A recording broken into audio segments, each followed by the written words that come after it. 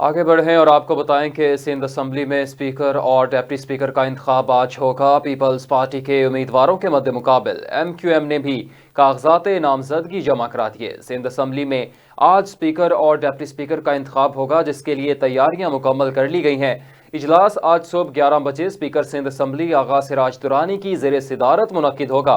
Peoples party کی جانب سے اسپیکر کے لیے اویس قادر شاہ اور ڈپٹی اسپیکر کے لیے نوید انتھونی نے کاغذات نامزدگی جمع کرائے ہیں، جبکہ ایم کیو ایم نے اسپیکر کے لیے صوفیہ شاہ اور ڈپٹی اسپیکر کے لیے راشد خان کو نامزد کر دیا۔